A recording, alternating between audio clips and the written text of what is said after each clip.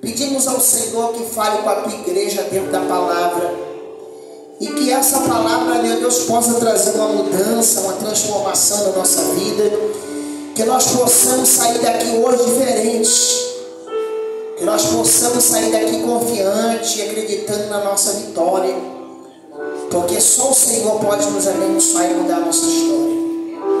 Quem crê, diga glória a Deus. Glória a Deus. Se assenta em nome de Jesus. Igreja, não precisa eu pedir para você dar glória a Deus. Você vai dando glória a Deus assim, de 1 em 1 minuto, de 3 em 3 minutos. Entendeu? Vai dando glória a Deus, tem que dar glória a recebe vitória. Quando você vê que o negócio é bênção para você, você vai dar glória. Quando você vê que é correção, você também dá glória. Amém? Glória a Deus. Isso. Obrigado, Lucinária. Não posso brigar com você de jeito maneira. Tem 3 pessoas aqui na igreja que eu não posso brigar. Eu não vou revelar o nome dela, mas todo mundo sabe quem são elas. Hã? Ah, mentira. Você, meus parabéns, meu irmão. Tá de quantos meses? Mentira. Como tinha feito ligadura? A pastora? Ih, surpresa, é uma menina agora. Tô brincando, irmãos. Vai descontrair. Preste atenção no que eu vou falar com você. A palavra de Deus aqui, no Evangelho de Lucas, capítulo de número 10, nós vamos ver Jesus falando algumas coisas importantes para os 70 discípulos de Jesus, que foram separados por ele para que pudesse ir levar o Evangelho, levar a palavra, levar cura para os enfermos, levar o reino de Deus para as pessoas. A Bíblia vai mostrar aqui tudo aquilo que Jesus vai falar para esses 70 discípulos. Coisas muito importantes, coisas que vão fazer uma grande diferença na vida daqueles discípulos. E a Bíblia vai dizer, aleluia, no versículo 1, vamos começar a ler agora. Ela diz assim, acompanhe-me aí em Lucas capítulo 10, fique com sua Bíblia aberta, por favor. Nós vamos precisar trabalhar com o texto aberto. Diz assim, e depois disso designou o Senhor. Quem é o Senhor, igreja? Quem é o Senhor, igreja? Quem é o Senhor, igreja?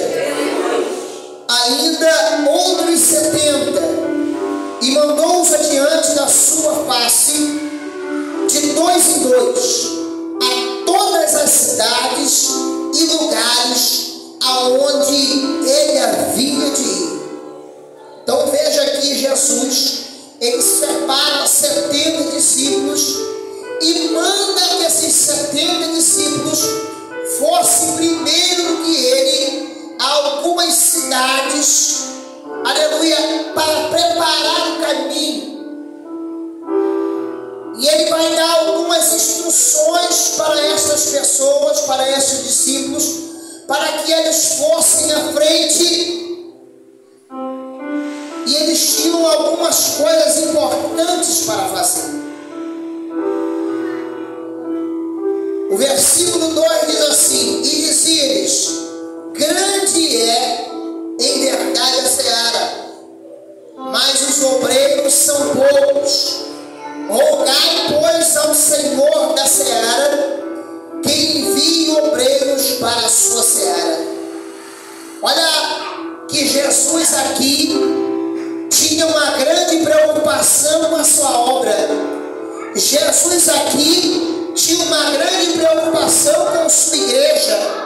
Jesus aqui tinha uma grande preocupação conosco, porque os obreiros são aqueles que vão ser canal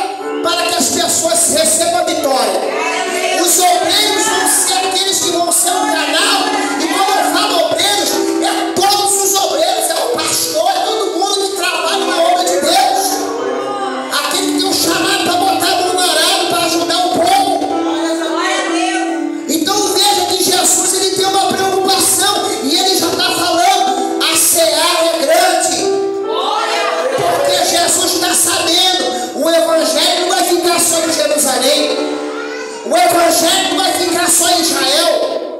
O evangelho não vai ficar só aqui nessa região, mas o evangelho do meu Pai, assim ele falando, eu posso conjecturar. O evangelho do meu Pai, ele vai por toda a terra. Ide por toda a terra e pregai o evangelho. Jesus sabia que era necessário pedir a Deus para mandar ceifeiros, para mandar obreiros, para mandar trabalhadores para a obra do Senhor. Era necessário pedir ao Pai. Sabe por quê? Quem prepara você para a obra de Deus. Então, quando na igreja tem um obreiro, quem mandou esse obreiro? Deus. Preparou você, escolheu você, ungiu você. Assim como foi falado aqui, que Davi foi ungido rei, recebeu a unção, Deus separou ele para ser rei. Ei, Deus também separou você para uma obra. Deus também separou você para um negócio, para o reino dele. E é necessário que você abra o coração para isso acontecer. É necessário. Deus ele fala, olha, ora para que o meu Pai mande ceifeiros. Ou seja, a obra é grande, a seara é grande. Aquilo que eu tenho com vocês na terra é coisa grande. E isso só vai acontecer se você abrir o coração. Isso só vai acontecer. Cada um tem um chamado. Cada um tem algo para fazer na casa de Deus. Tem aqueles que são obreiros, recebem a consagração, pastores, presbíteros, evangelistas, diáconos, e tem essa irmã que ora, tem essa irmã que acorda às vezes de madrugada e fala, vou orar pelo pastor, vou orar pelaquela irmã, eu vi que ela chegou na igreja hoje cabisbaixa. Eu não conheço ela, mas eu olhei para ela e eu senti no meu coração de orar pelaquela irmã. Eu vi que o pastor estava conversando com aquela irmã da Matriz, aquele irmão da Matriz, e eu senti no coração o desejo de orar por ela. Talvez o seu chamado é para orar. Talvez o seu chamado é para você tocar bateria, tocar teclado, cantar, louvar a Deus, tocar guitarra, tocar marcha. Talvez Deus chamou você para alguma coisa, meu irmão. Alguma coisa. O seu chamado ele não pode parar. Glória a Deus. Agora vamos continuar o texto, versículo 2 novamente. Grande é em verdade a seara, mas os obreiros são poucos. Rogai, pois, ao Senhor da seara, que envie obreiros para a sua seara. Versículo 3. Ide, eis que vos mando como cordeiros ao meio de lobos. Olha o versículo 3, é muito forte. Deus está falando que nos manda como cordeiros no meio dos lobos. Sabe o que isso quer dizer? Que nós vamos enfrentar afrontas, perseguições, ataques, seremos feridos, porque cordeiro no meio de lobo com certeza vai ser ferido pelo lobo. Ou você acha que lobo no meio dos cordeiros vai ficar ali fazendo jejum? Só se fosse o leão que estava na cova dos leões andar com Daniel. Ali era uma fera em Jesus. Mas numa situação normal, os cordeiros no meio do lobo vão ser feridos, vão ser atacados, vão ser machucados. Jesus falou, eis que eu estou enviando vocês como cordeiro no meio do lobo. O cordeiro no meio do lobo não tem como se defender, não é verdade? Mas todo cordeiro tem um pastor, não tem? Agora eu nunca vi lobo com pastor, você já viu? Nunca vi. O lobo anda em quê? Em matilha. Tem pastor de lobo, se tiver vai ser comido pelo lobo, irmão. O lobo não respeita ninguém. Eu nunca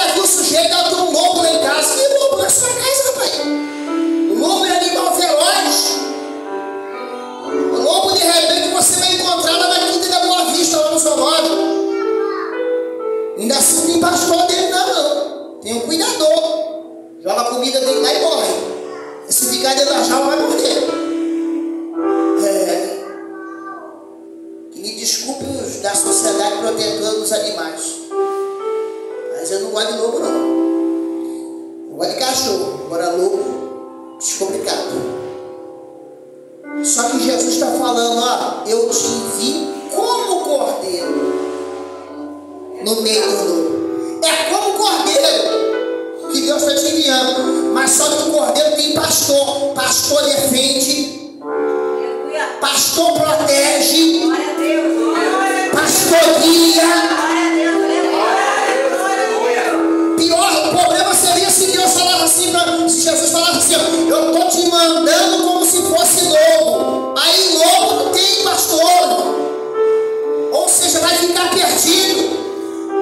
Por mais esperto que seja, uma hora vai ficar perdido. Uma hora vai precisar que alguém defenda e não vai ter ninguém para defender.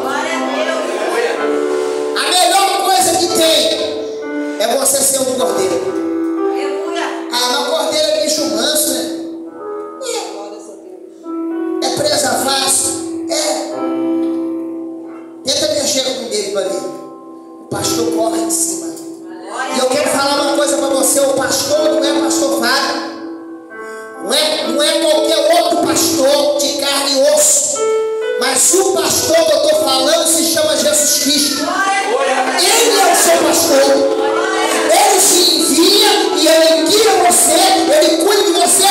E se você tiver feridas, ele coloca remédio na tua ferida. Ele não te deixa morrer. Se você for cair no penhasco, cair no precipício, se você se perder, ele vai atrás de você. Se você for cair, se machucar, ele salva você. Ele não vai deixar você cair no precipício. Ele não vai deixar você cair no buraco. Ou seja, o seu pastor não vai deixar você morrer. No meio da luta, no meio da prova, no meio da dificuldade, ele não deixa você morrer. Tem hora que parece que você vai morrer, presbítero Marco. Tem hora que a luta é tão grande, que os ataques dos lobos são tão grandes, que parece assim, e o cordeiro vai morrer. Só que de repente aparece um pastor.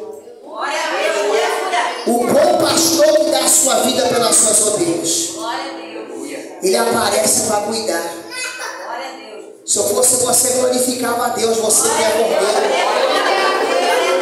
O versículo 4 vai dizer: e não leveis bolsa, nem alforje, nem sandálias, e a ninguém salteis pelo caminho.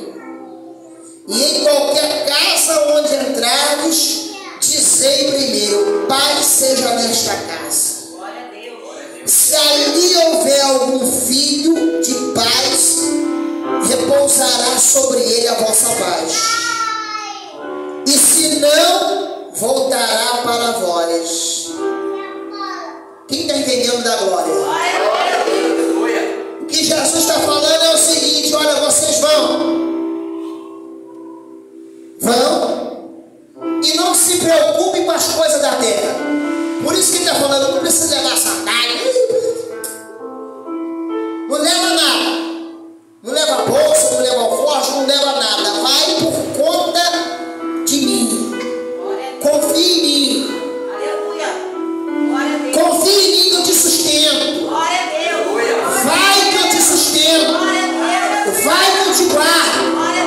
Vai que eu te alimento. Vai que eu seguro na tua mão na hora da dificuldade. Vai que na hora do choro eu enxugo com a lágrima. Vai que na hora que você pensa que está sozinha, eu estou contigo. Na hora de se levantarem contra você, para tentar te destruir, eu vou mostrar que eu sou na sua vida. Fica tranquilo, apenas vai. Não leva alforje, não leva nada. E tem mais.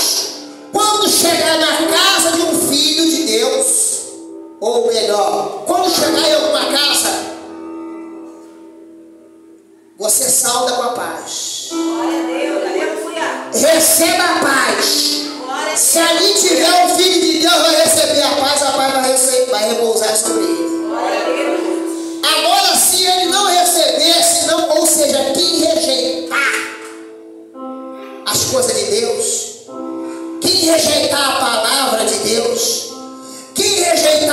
ensinamento de Deus, quem rejeitar a vontade de Deus para fazer as suas próprias vontades, não tem problema. Ensina a palavra. Glória a Deus. Lança a paz. Lança a palavra. Profetiza. Não tem problema. Se a pessoa não aceitar, fica tranquilo. As bênçãos que você profetizou para ele, volta tudo para você. Por isso é importante você profetizar bênção. Não perde o seu tempo amaldiçoando os outros. Porque se você lança a maldição volta para você. Agora, se você profetiza vitória para a pessoa, mesmo que a pessoa seja sua inimiga, ela seja sua inimiga, você não tem inimigo. Glória a Deus.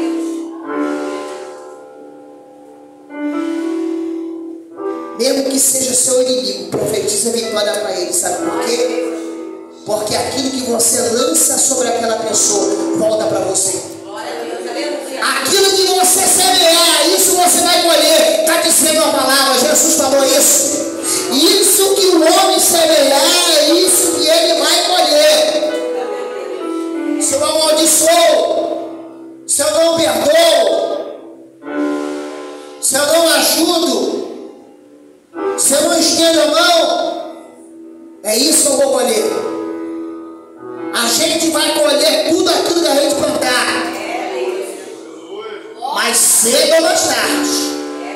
Plantou um pé de manga. Vai ter manga ano que vem? Tem não. Tem daqui a 2 anos? Também tem não. Daqui a 3 anos? Não tem nada. Só se fosse espécie infrajusta aí criado no laboratório. Já vem da feira com manga. Eu já vi árvore vindo da feira com manga. Eu já vi árvore frutífera vindo da feira com goiaba. Pequenininha desse tamanho. Feito pelo homem. Sabe por quê? A bênção do homem, ele quer na hora. Só que a de Deus não é assim não. As coisas do homem na hora para ontem, já cria uma árvore com fruta. Eu nunca vi isso na minha vida. Nunca vi o sujeito já cria uma árvore desse tamanhozinho, demora alguns meses assim, já está dando fruta. Uma árvore comum demora anos para poder gerar fruto. Sabe o que está acontecendo? As pessoas não têm mais paciência para esperar. As pessoas não têm mais paciência para poder viver na presença de Deus e ver Deus honrando, abençoando. Aí muitas das vezes quer trocar por facilidades. Aquilo que vem fácil, vai fácil. Aquilo que Deus não dá, não é bênção. Porque tudo vem da mão dele. E ele é dono de tudo.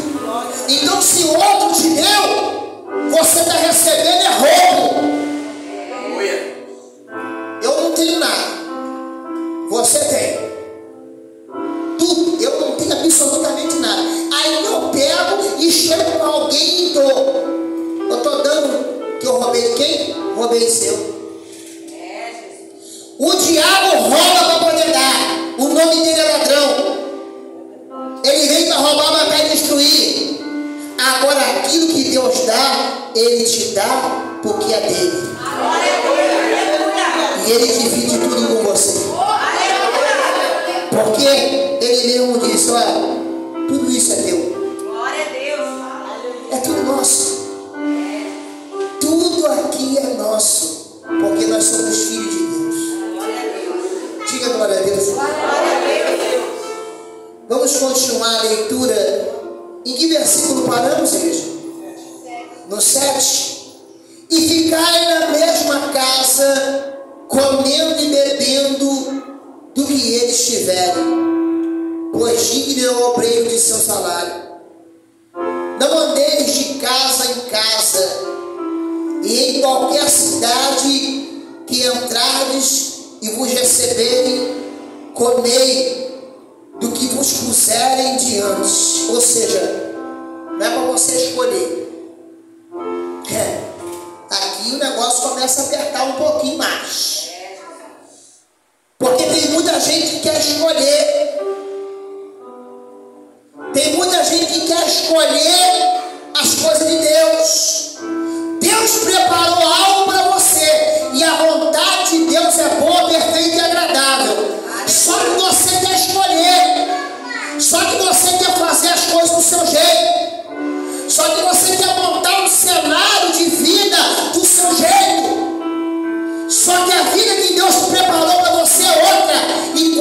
certeza, meu irmão, é muito melhor.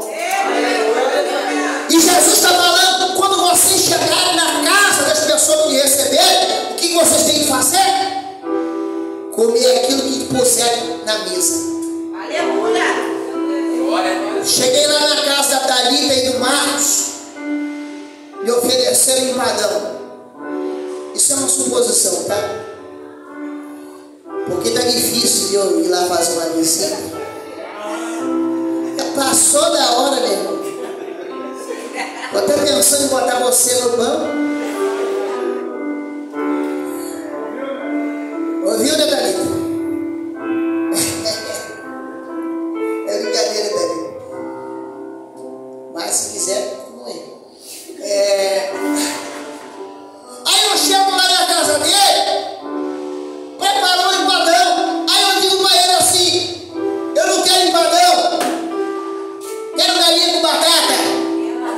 Ué, que isso, rapaz? Tu tem na minha casa para escolher? Tu tá na minha casa para escolher o cardápio? A Bíblia está falando: come aquilo que puser na mesa. Aleluia. Irmão, se eu for na sua casa, você botar lá uma baiana, eu não gosto, você nem vai saber que eu não gosto. Eu vou comer e raspar o prato. Sabe por quê? Porque minha mãe me deu educação, irmão. Aleluia. Minha mãe me deu educação. Oi? Ah, mas aí você botou uma de amendoim e uma de coco. Aí o que eu fiz? Fui na de coco. Tem que ter estratégia, né, Jéssica? Tem que ter estratégia. Mas eu dei uma provada na de amendoim. Eu comi de amendoim. Eu dei uma de cara. Eu comi. Você comeu de amendoim? Eu não gosto. E tava gostosa. Fica quieto. Aí o sujeito fala assim: não, eu não vou comer não. Sabe o que isso mostra, sabe o quê? Que a pessoa está escolhendo onde não é para escolher. As coisas de Deus não é para você escolher. As coisas de Deus não é cardápio. Quer escolher, vai para o restaurante. Quer escolher, senta lá na mesa do Hélio, do Gugu, aonde você quiser. Ô, irmão, senta lá na mesa lá e escolhe o que você quer comer. Ah, eu quero comer frango cubano, toma. Ah, eu quero comer churrasco, bife, toma. Eu quero hambúrguer com batata frita, toma. Ué, uma picanha. Ô, irmão, é contigo mesmo. Você está no lugar aonde é para você escolher. Tem que entender as coisas. Às vezes você está num lugar onde não é para você escolher. Ou você está numa situação onde não é para escolher. Que situação é essa? As coisas de Deus. Deus te chamou para você pregar a palavra, você não tem que ficar de resenha. Deus te chamou para você louvar, você não tem que ficar de resenha. Deus te chamou para orar, para ser profeta, para abrir a boca e falar, você não pode ficar de resenha. Tem que fazer aquilo que Deus te chamou para fazer. Deus te chamou como uma pessoa de oração que não aparece e ninguém vê. Deus te chamou para ser um mantenedor. Então Deus me chamou para poder ajudar os médicos sem fronteira. Ajuda, meu irmão. Ajuda. Deus me chamou para poder ajudar o povo lá da Unicef que ajuda o povo na guerra. Ajuda. Ajuda. Você não pode ficar escolhendo aquilo que Deus te chamou. A única coisa que você tem que escolher é namorado, namorada, time de futebol, o cardápio na hora que você vai escolher, na hora do jantar. É isso que tem que escolher. Agora, o chamado de Deus você não tem que escolher, não. Não tem. Tem que obedecer. E qual versículo parando, igreja, para a gente dar continuidade? 8. E em qualquer cidade em que entrares, aqui já li, versículo 9: curai os enfermos, e dizei-lhes: é chegado a vós o reino de Deus.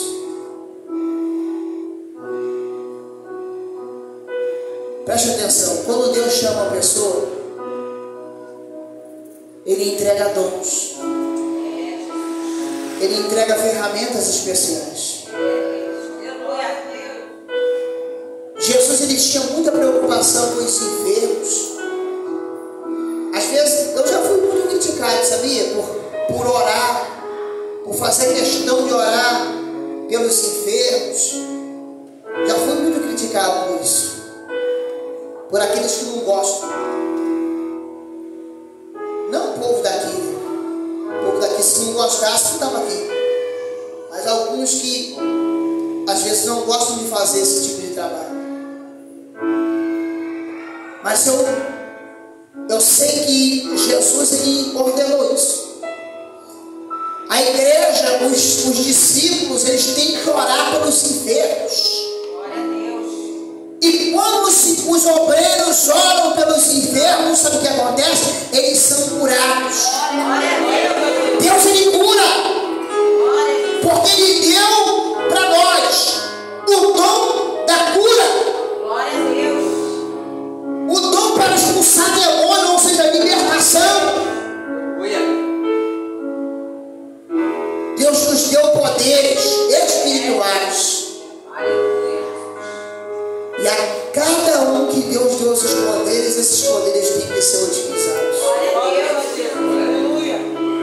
Você faz parte de um dos 70, meu. Que agora não são 70, são 70 milhares. São milhares e milhares e milhares. Já não são somente 70. E você tinha que se alegrar com isso. Se alegre com isso também. Se alegre com isso.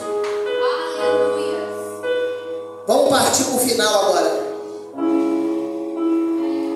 Cure o enfermo e anuncia para ele que é chegado o reino de Deus. Quem é o reino de Deus? Jesus.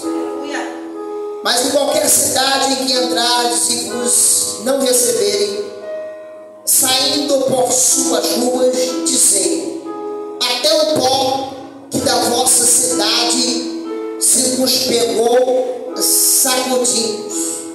Sabei com tudo isto, já o reino de Deus é chegado a vós. Ou seja, se você falou de Deus para alguém, se você tem feito a sua parte, seja falando de Deus para os seus filhos, seja de Deus falando para o seu marido, seja falando de Deus para a sua esposa, seja falando de Deus para o seu amigo de trabalho, seja para quem quer que seja, você tem falado e a pessoa não tem dado ouvidos a você, não tem problema. Quando Jesus está falando aqui, ó, sacode o pó daquela cidade, bate até as sandálias, não leva nada. Sabe por quê? Jesus não quer que você leve culpa nenhuma sobre as decisões dessas pessoas. Jesus não quer que você tenha culpa de nada. Sabe por quê? Salvação é individual. Reino de Deus, que Jesus está falando, é salvação. Reino de Deus não é carro. Ah, eu falei para ele que Deus ia abrir a porta para ele, para ela ia dar um carro, e ela não acreditou. Ei, isso não importa. O que importa é salvação. Eu falei para ela assim: você está curada. Ela não acreditou. Pouco importa. Se morrer enferma, glória a Deus. Se subir, o mais importante não é que curou. O mais importante não é que levantou o paralítico. O mais importante não é que o cego enxergou. O mais importante não é que o surdo está ouvindo. O mais importante é o que está escrito no versículo 20. E agora eu peço à igreja para ficar de pé. Oh, aleluia. Mas vos alegreis, mas não vos alegreis porque se vos sujeitem os espíritos. Alegrai-vos antes Senhor está o vosso nome escrito no céu. Aleluia. Glória a Deus. Jesus, ele falou que você não precisa se alegrar, você pode até se alegrar, mas o motivo principal da sua alegria não pode ser que você ganhou um carro, não pode ser que você conquistou uma casa, não pode ser que você conquistou, realizou um sonho que você tinha. Fique alegre, meu irmão, fique alegre por tudo isso. Fique alegre até pela luta, não tem problema. Mas o motivo maior da sua alegria tem que ser, sabe qual? O seu nome escrito no céu. No livro da vida. Aonde ninguém apaga. Aonde ninguém pode tirar o teu nome de lá. Você tem que valorizar, buscar dar valor. É a sua salvação. Porque às vezes a gente valoriza só os bens materiais, só as conquistas, e na hora da luta a gente blasfema, a gente reclama. Por quê? Porque a gente esquece que o maior tesouro a gente já conquistou. E sabe qual é o maior tesouro? O nome no livro da vida. Esse ninguém rouba. Teu patrão pode te mandar embora, mas ele não consegue apagar o seu nome no livro da vida. A sua esposa pode te mandar embora, mas ela não consegue apagar o seu nome no livro da vida. Seu marido pode te mandar embora, mas ele não consegue apagar o seu nome no livro da vida. Ninguém pode apagar o seu nome no livro da vida. Ou seja, a sua salvação está em primeiro lugar. A sua salvação está em primeiro lugar. A sua alma, ela tem que estar em primeiro lugar. Feche os seus olhos agora, vamos adorar esse Deus. Adore Ele em espírito e em verdade. Feche os seus olhos.